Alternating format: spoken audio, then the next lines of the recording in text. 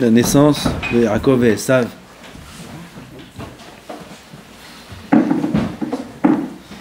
Esav.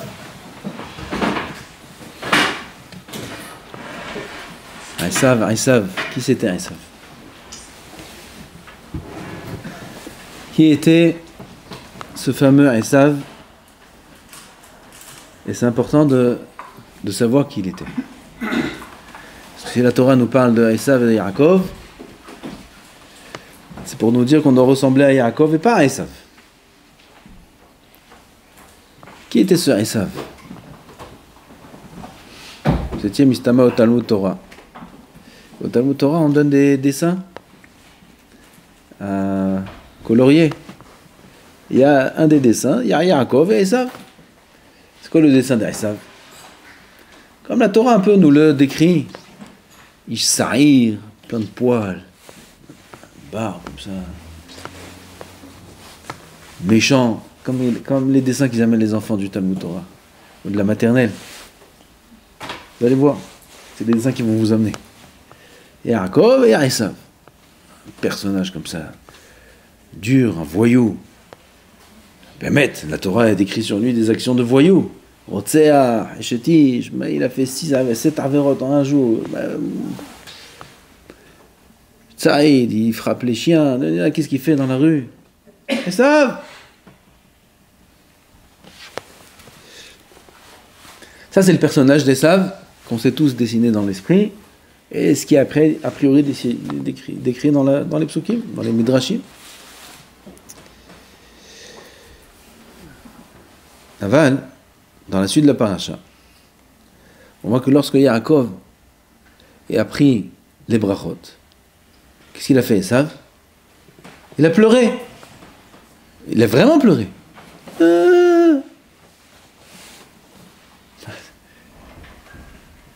Imaginez-vous, un apikoros, aujourd'hui, un apikoros, Racha, Kofer Batora, Kofer B'Tchayat HaMetim, Esav. Kafar B'Tchayat HaMetim, Kafar Ba'olam Haba. Kachazak, Rashi dit ça. Kofer Ba'olam Haba, Kofer B'Tchayat HaMetim, apikoros. Aujourd'hui, un apikoros, anti. Il rentre chez un rave. Quel rave? Je sais pas. Quel rave, dites-moi. Ah, je rave, on va dire. Bracha, Afshar Bracha. Rav dit non.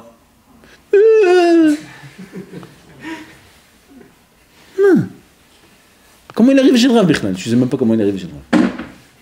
Qui c'est qui l'a emmené ici? Ils ont dû par des chaînes, ils ont dû l'emmener.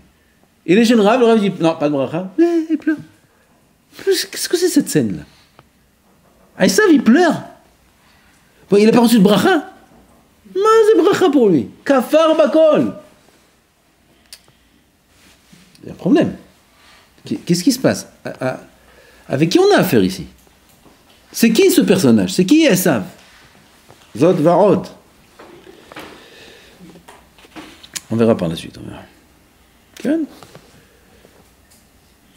Là, les Tanaïm, la Gemara a dit, les Tanaïm étaient jaloux du niveau de Esav dans le Kiboud Avaim.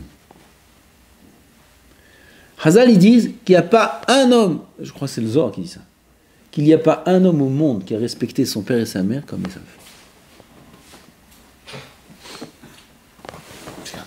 Alors c'est qui? C'est pas le voyou dont on a parlé il y a 2 minutes. Esav Aracha, comme ça on l'appelle, changeait de vêtements à chaque fois qu'il allait voir son père et sa mère. Il avait des vêtements spéciaux pour leur parler.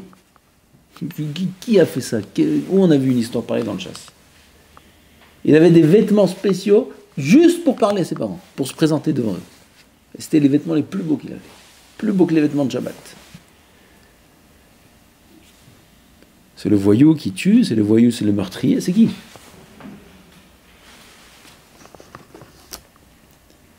Quand Esav va rencontrer Yaakov, Parashat Vaishla, après qu'Yaakov soit sauvé, qu'il s'est marié, etc., Yaakov a entendu que Esav veut le tuer, ils se sont rencontrés, et ensuite, ils se sont embrassés, Vaishak. Et là-bas, il y a écrit dans le Midrash que Esav a vu la grande réussite de Yaakov et il lui a demandé s'il accepte de lui donner la moitié du Olam Haba. On sait que durant la vente, c'était la vente sur les mondes. Esav va renoncer au Olam Haba et Yaakov va renoncer au Olam Hazé, et comme ça ils se sont partagés. C'était l'accord du partage et de la vente du droit d'aînesse, de la Bechora. Aval, ensuite, Esav il a rencontré Yaakov, il a vu combien il a réussi, il lui a demandé est-ce qu'il accepte de lui donner la moitié du Olam Haba. Putain, on voit un tzaddik, il veut l'Olam Haba, il demandait à Yaakov la moitié du Olam Haba. Qu'est-ce qu'il veut chez les brachot? Bekitsu. Toutes ces questions-là nous mettent un peu d'ombre sur le personnage qu'est Esav. Alors il dit, tout ce que je dis c'est Rav Sholem. Je vous ai dit, Bereshit, c'est Rav Sholem. Celui qui veut trouver Shemot, on continue Shemot. Il amène le Rav Chasman. Alav Shalom. Yehuda Leiv, נכון? Yehuda Leiv Chasman. Or Yael, il a écrit, qui dit un yesod. La Torah ne parle pas de petites personnes. Quand la Torah elle parle d'un personnage, elle parle de grands hommes. La Torah ne parle pas de n'importe qui. Et il faut savoir qu'il y a deux sortes de Rishaïm. Il y a le rachat classique, on va l'appeler. Le rachat classique. C'est quoi le rachat classique? C'est ceux qui courent les rues, et pas seulement les rues malheureusement aujourd'hui, même dans les bâtés midrash. C'est celui qui vit sans réfléchir. Il vit.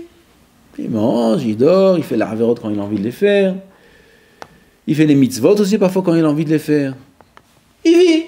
C'est le rachat classique qui ne réfléchit pas, qui ne s'arrête pas, qui ne se pose pas de questions. Pourquoi je suis dans ce monde? Quel est mon but? Et là non, il vit, ça vit.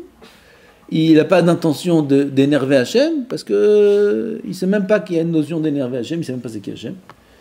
Et il vit. Ça, c'est le rachat classique. Ça, c'est un rachat choté. C'est un imbécile, ce rachat. Parce qu'il faut être imbécile pour ne pas réfléchir dans ce monde. Donc il est choté, il est tipèche. Va dire que d'un rachat pareil, la Torah parle. Va, tu as le rachat gadol, le grand rachat. Ce rachat-là, il n'est pas bête. Ce rachat-là, c'est par son intelligence qu'il est rachat. Il est rachat intelligemment. Ça, c'est un rachat qui est... Il a un mahalach dans sa rishout. Un idéal, une philosophie. J'utilise les mots du Rav. Il est capable de fonder un mouvement, de construire une méthode. Il a tout un mahalach. C'est un rachat intelligent. Seulement, la Torah, quand elle va nous parler de ce rachat, parce que c'est de ce rachat-là que la Torah parle, la Torah ne parle pas des rachats simples. La Torah parle de grands rachats. Quand elle nous parle de lui, elle nous parle de lui pour comprendre que sa racine de ce rachat-là, elle est mauvaise. Pour nous expliquer que ce rachat-là, il a des midot qui sont mouchhatot. Des midot qui sont catastrophiques. Des midot que sa paresse lui a entraîné d'avoir et lui a empêché de travailler. Seulement, comme un homme intelligent ne peut pas vivre en paradoxe, alors il est obligé de fonder une chita. Il est obligé de créer un mouvement, il est obligé de parler d'idéologie pour pouvoir vivre avec lui-même. Il est en contradiction. Cette contradiction, elle n'est pas acceptable pour quelqu'un d'intelligent. Donc il est obligé, avec son intelligence, de créer une méthode, une chita. Et là, on arrive à Esav. Esav, il était très racham. Il avait des midot très mouchratot. Et il faut savoir comment jongler avec les deux problèmes. L'intelligence d'un côté qui me pousse vers la chorma, vers la hirat shamaim, vers la vodat Hashem. Les midot de l'autre côté qui m'entraînent dans l'autre sens. Et il faut savoir comment on s'arrange avec soi-même. Alors Esav, c'est pas du tout le dessin qu'on s'est fait toute la vie. Et là, il dit le Rav Shalom, Shvadron à la Rav Shalom, qu'il a entendu des ékénim de Gour au nom du Sfat Emet. que Esav Aracha, c'est selon la définition du Sfat Emet, la description du Sfat Emet, il avait un Streimel. Il avait un Streimel, pas le Streimel de Go. Il avait le vrai Streimel. Il avait le vrai vêtement. Hein? Le frère qu'il avait. Ah ben, il avait le vêtement des Hasidim. Avec le grand gartel. Le gartel, c'est la grande ceinture. Pistama, il avait les mains. Il rajoute qu'il avait même les collants blancs. C'est un nom. Les collants blancs avec les chaussures. Et ça va roger. Et ça, Vadaï, c'est comme ça qu'il était, ça, mon bataille. Il disait même le Sfat Emet qui disait une Toire. Seudah Shlichit. Les Chassidim, Seudah Shlichit, ils disent une Torah. Torah, c'est un Mahamar de Chassidut. Seudah Shlichit, c'est Ravad et Ravin. C'est le moment où l'Admour, il dit, et Vadaï, qu'Esav, il n'était pas moins qu'un Admour. Bevadaï. Bevadaï. Si on venait nous à le décrire, alors c'est plus du côté Afrique du Nord, grande djellaba, belle, avec des tissus comme ça autour, des beaux vêtements, un beau me'il.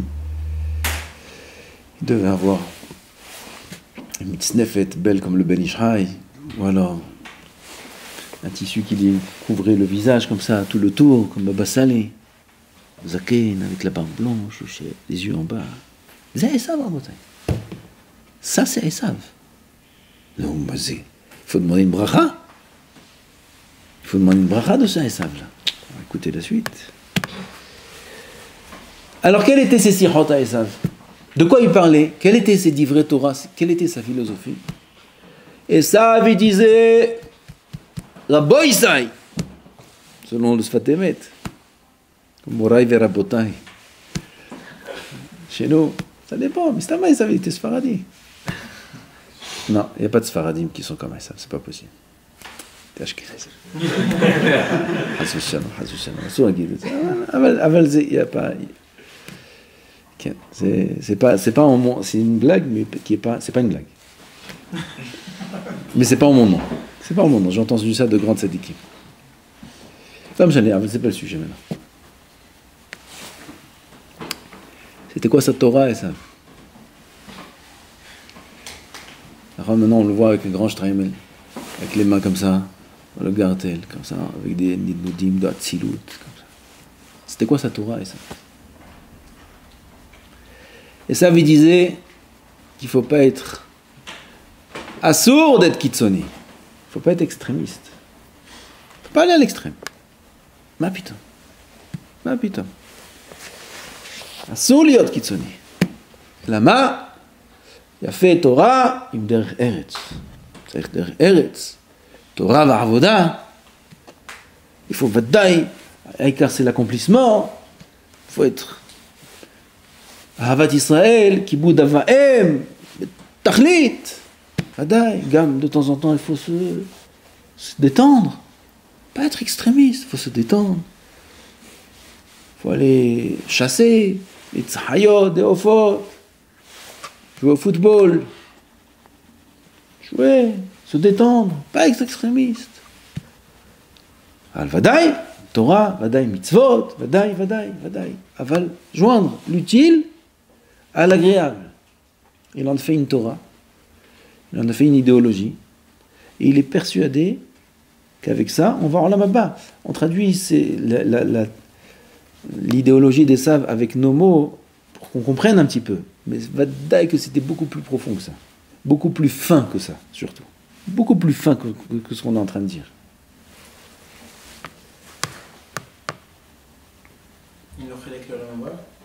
Il était ma'amine, qu'il était gadol, bon aguia les. Et la reine chez Esav, on voit ces deux facettes-là. D'un côté, il est mezalzel dans la Bechora. Il voit un tafshil de Hadashim, il appelle même pas ça des Hadashim, comment on dit? Des lentilles. Donne-moi à manger du rouge. La pkaïla, ça s'appelle du verre? Ça ne s'appelle pas du verre. Hein? Une omelette s'appelle du jaune. C'est quoi donne-moi à manger du rouge? Donne-moi à manger des lentilles. Ça, les lentilles c'est rouge. Enfin, ça s'appelle pas du rouge, ça s'appelle des lentilles.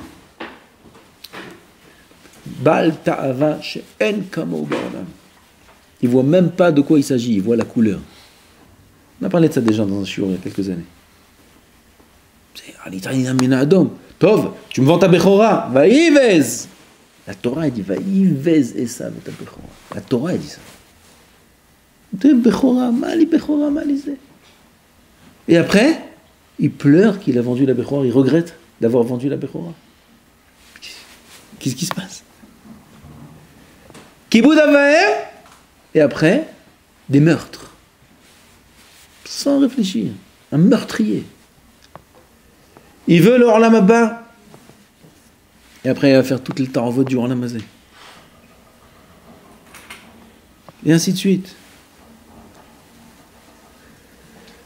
Hazan nous dit ce qu'il a dit, let den velet dayan. Il n'y a pas Chas v'Shalom de juge. Il n'y a pas de Dieu, Chas v'Shalom. Kafar b'tchiyat hametim. Il n'y a pas de tchiyat hametim. Un homme, il vit dans ce monde, il meurt et c'est fini. Hazan nous dit sur ça. Kafar b'olam haba. Et après, il pleure sur l'olam haba. Or, v'choshech. Emet, chacun, les deux mélangés. Et c'est pas une stira. C'est pas une stira, non. C'est le personnage. Le personnage dit et vit avec le fait qu'on peut mélanger les deux. Il n'y a pas de contradiction. Il n'y a pas de contradiction. Yesh olam haba ve'en olam haba. Taloui matay. Taloui pourquoi? Taloui quand? Taloui comment? Shmeu tov rabotay. On a l'impression que c'est quelque chose de... Dans notre génération, on peut très bien comprendre les personnages qui sont comme Esav. Yesh Torah, mais il y a aussi des danses mélangées. Il y a aussi, je ne veux pas trop parler, parce qu'on n'est pas, on ne parle pas. Aval, celui qui comprend, il comprend. Il y a des idéologies aujourd'hui. Je ne veux pas dire de mots, je ne veux pas dire de remazim, je ne veux rien dire. Aval, celui qui comprend, il comprend.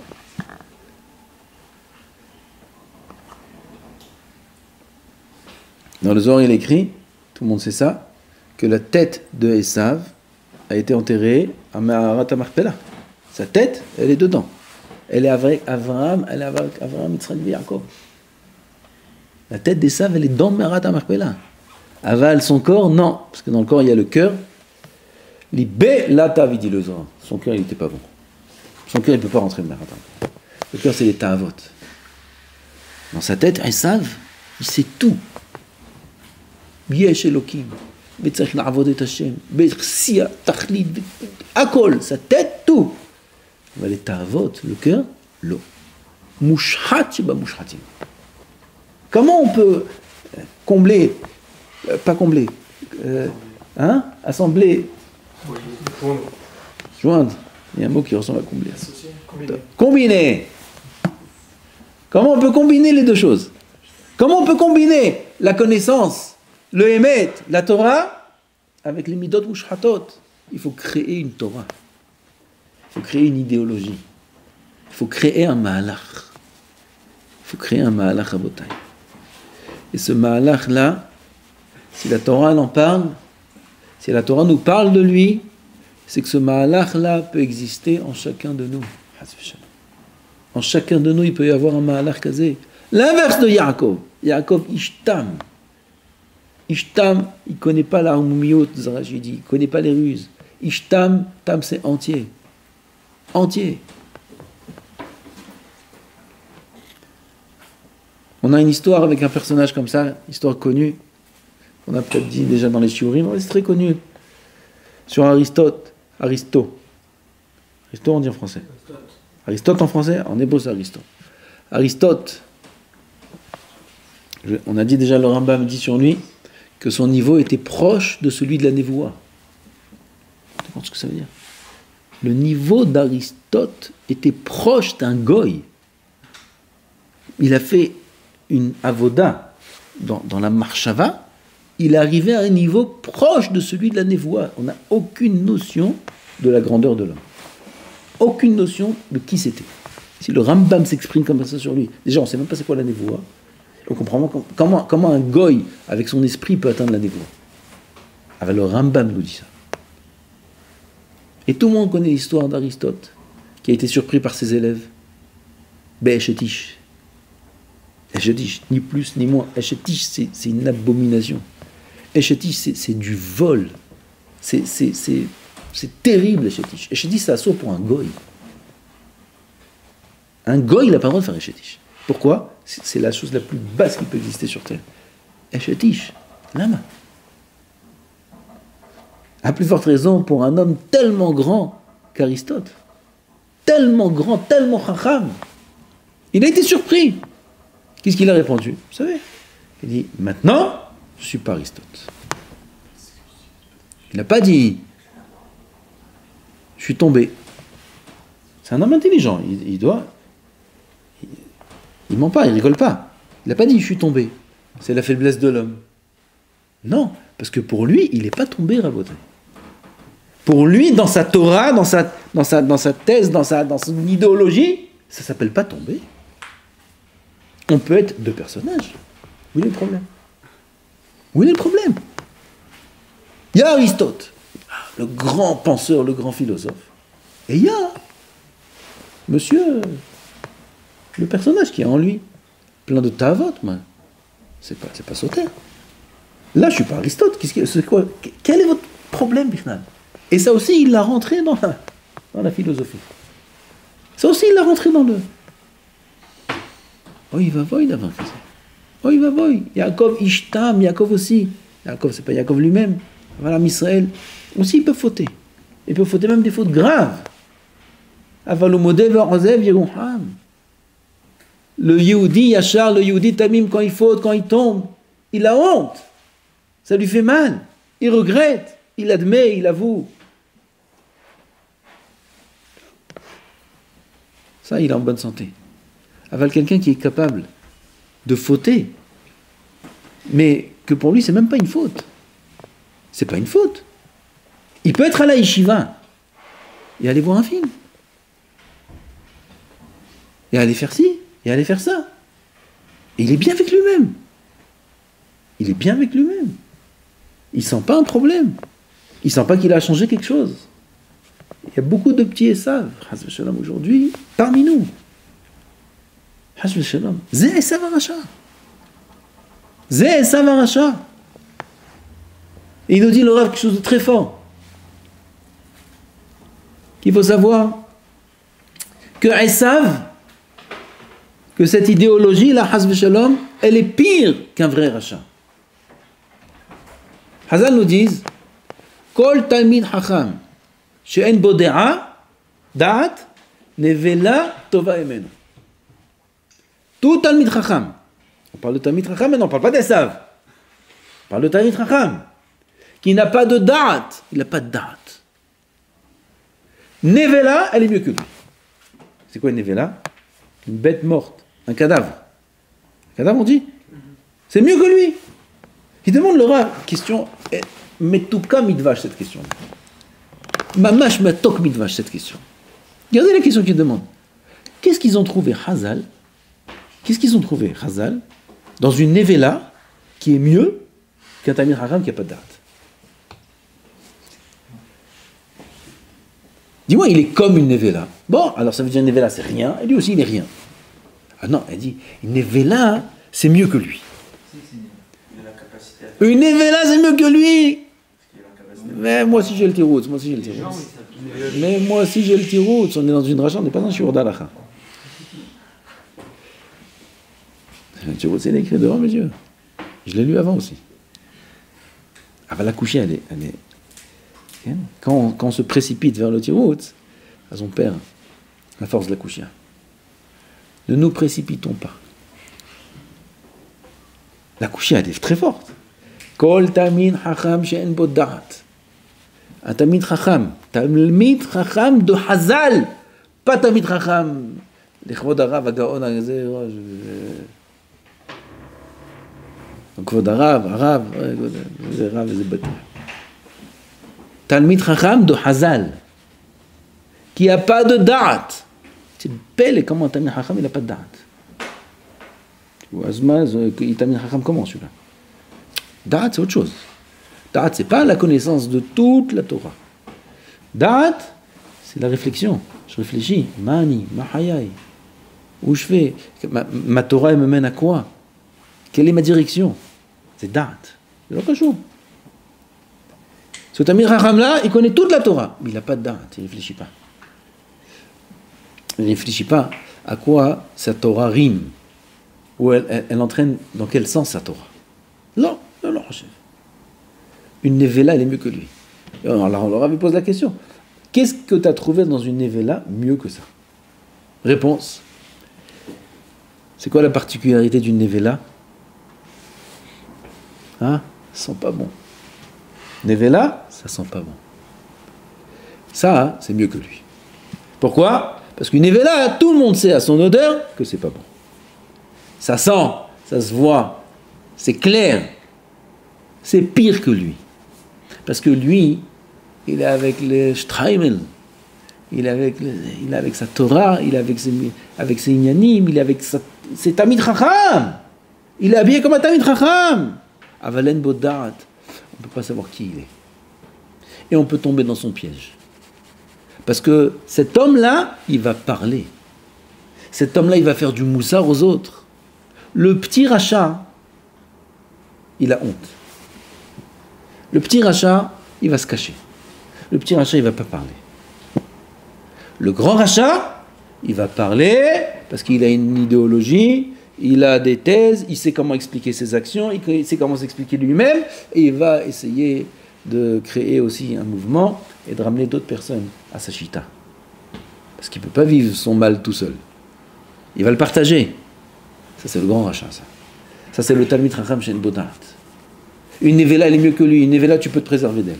Lui, tu ne peux pas te préserver de lui. Il faut faire très attention. Il faut être Chacham. Il dit, le Rav ici, c'est ce que Rivka avait peur. Au début, elle a dit, Imken lamazé anochi. Elle marchait devant Avodah Zara, il veut sortir. Devant les synagogues, il veut sortir. Quand elle avait un bébé dans le ventre, elle croyait qu'il n'y en avait qu'un. Imken lamazé anochi, elle a dit. À quoi ça sert? Tout le monde parle de cette question. Tout le monde s'arrête là. 10 ans, des années. 10 ans, ils ont prié. T'as pas d'enfant. Tout le monde prie. Elle a un bébé. Un peu là, un peu là. Ça va y avoir un bébé. Il va sortir, on va lui faire du moussard, ils vont le mettre en tamoutora, on va lui mettre des bons rabbinim, ça va aller. Imken lamma c'est un orchi. Parce que ça, Rivka, c'est ce qu'elle croyait qu'elle avait dans son ventre un Esav. Mais que Esav. Parce que c'est Esav ça. Esav, il voit une synagogue. Synagogue, Torah, Toire, Tamid Chacham, Shen Bodat. Ça c'est Esav. D'un autre côté, il est capable de faire Avodah Zara. Gilou et Ayot, Shfichut Damim, et c'est pas une stira.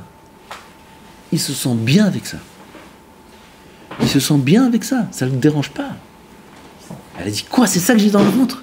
Lamazé Anochi. Hasvi Shalom. Je crois qu'on lui a dit, il y en a 2.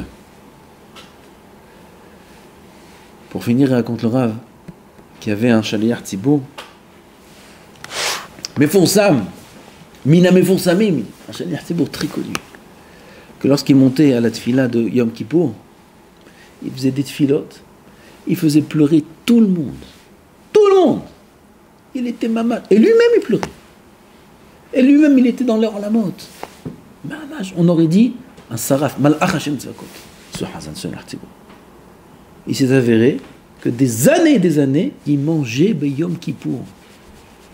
Quand il était lui-même Hazan. Il mangeait à Kippour. Alors, comment il peut être dans leur lamante? Bémet, il explique ici dans quand il est Baramoud, à la Teva, et il rentre dans la Tfila. Alors, ils lui ont demandé ça. Il dit que quand il monte, il lit les mots, et la Kedusha, il est nitbak Kedusha.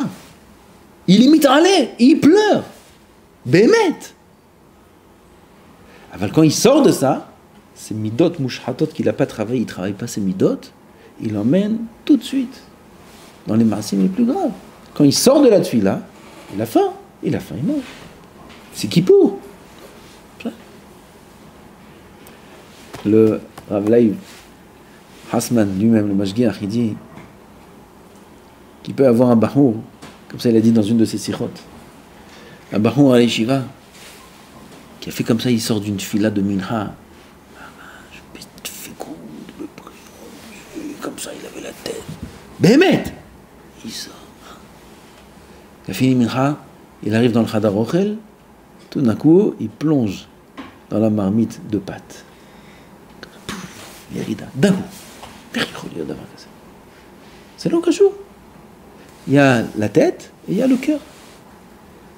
Si un homme ne travaille pas son cœur, si un homme ne travaille pas ses ta'avot, il ne travaille pas ses midot, il se laisse aller dans ses midot, et tout ça, ça vient, il a dit ça en un mot ici, le Rav, la atzlut, ça vient de la paresse.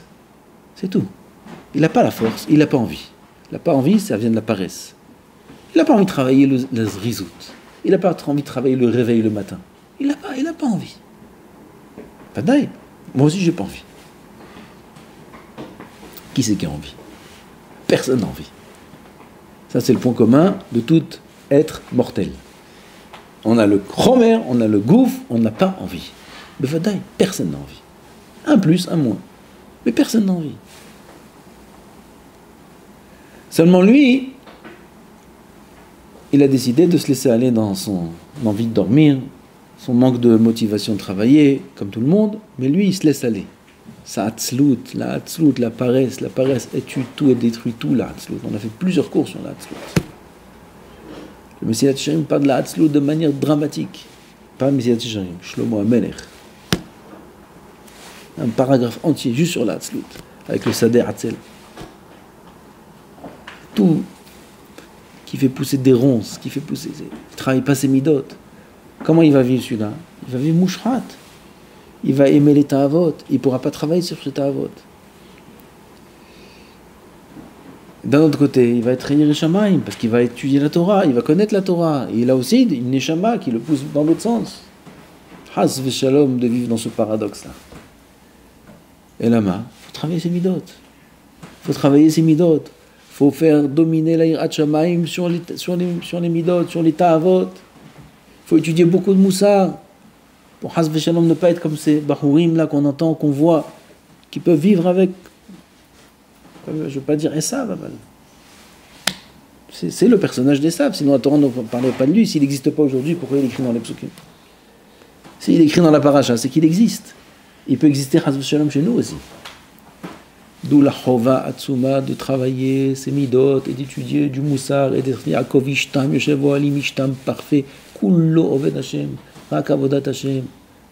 En Torah v'avoda, en kitzoni ken, rak Torah. Torah, d'être parfait en Torah.